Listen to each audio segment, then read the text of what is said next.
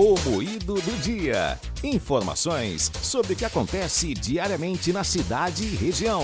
Entre os que não estudam, apenas 38% alcançaram a escolaridade que desejavam e 57% não tiveram condições de continuar os estudos por diferentes motivos, sendo o principal deles a necessidade de trabalhar. Mas para falar um pouquinho melhor sobre esse assunto, a gente conversa agora com o psicólogo escolar do SESI Caruaru e Belo Jardim, Eduardo Ribeiro. Bom dia, Eduardo. Olá, bom dia, Carla. Meus ouvintes da Rádio Cidade. Espero que a gente possa contribuir com todos nesse nosso momento. Eduardo, em uma análise rápida, quais os principais desafios de manter os jovens na escola? Por que dados tão preocupantes de apenas 15% no Brasil? Então, Carla, eu acho que é um problema de esfera maior do que a escolar, né? A gente fala de um processo, inclusive, educacional, estrutural e também político. A gente tem um país que, infelizmente, não coloca a educação como prioridade, né? E a gente tem esse reflexo em números como esse. Né? A gente vê em países que colocam a educação como prioridade, que inclusive a relação com o professor e com as instituições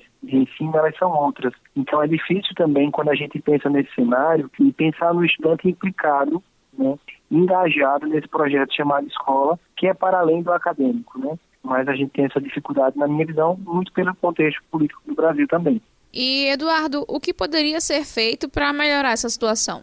Eu acho que, voltando a falar um pouco sobre política, né, entender um processo educacional envolvendo todo o contexto da criança e do adolescente, né? Implicar essa família dentro do processo educacional, educar toda essa esfera que envolve o estudante, porque o professor muitas vezes está desgastado, os pais estão desgastados, e isso gera nesse estudante também essa dificuldade de encantamento com o espaço escolar. Então, quando eu trago a questão política, é que a gente veja de fato esse ponto como primordial. De tantas outras áreas, quando a gente fala de saúde, a gente não pode deixar a educação de lado. Quando a gente fala de segurança pública, a gente não pode deixar a educação de lado. E aí, a partir dessa mudança de visão, de enxergar a educação formal como, de fato, uma alternativa para um país melhor, eu acho que a gente vai conseguir ter resultados e índices diferentes a esses que você tem me mostrado aí.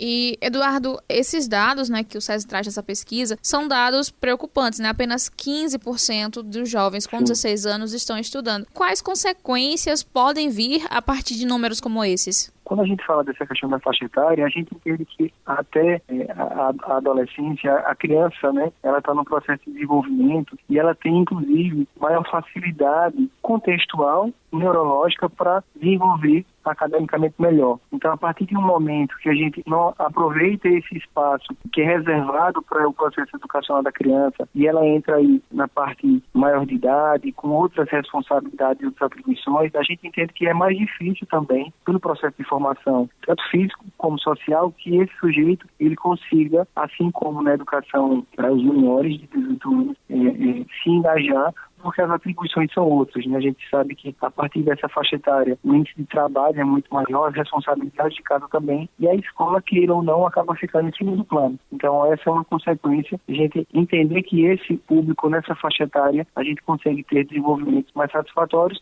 esse seria um contra a gente não aproveitar essa faixa etária. E como psicólogo, Eduardo, existe esperança para esse público de 16 anos que não está estudando hoje? Existe esperança deles voltarem a estudar? As consequências podem ser muito graves nesse caso? O senhor falou sobre a melhor idade para começar a estudar, né? Esse público que não está estudando hoje, ele pode sofrer grandes consequências? O que a gente pode esperar? Eu acho que a educação ela é para todos, né? Quando a gente fala dessas dificuldades é para que, de fato, as pessoas que estão nos ouvindo entendam que existem as fases, né? E essas fases elas facilitam. Mas a todo aquele que estiver nos ouvindo, entender que aquele é um projeto pessoal e esse é um ponto importante. Quem pensar na educação, que esse seja um projeto pessoal. Eu preciso entender que, para mim, é importante estar engajado nesse movimento, porque muitas vezes, e esse também é outro ponto que eu acho que influencia nesses dados, tem muita gente que entra no processo, tanto de faculdade como da escola, porque é cobrado socialmente, porque existe uma cobrança dos pais e muitas vezes não se questiona se é um projeto meu e por que é que eu estou ali. E talvez por isso também gere essa dificuldade de engajamento. Então, com certeza é possível para todos. Quando a gente fala dessas dificuldades, são sociais, mas não de capacidade de aprender. Nós vivemos num processo constante de aprendizagem. A gente aprende todos os dias, a gente desenvolve todos os dias e isso não tem tempo, na verdade, né? Muito obrigada pela sua entrevista, Eduardo. Eu te agradeço.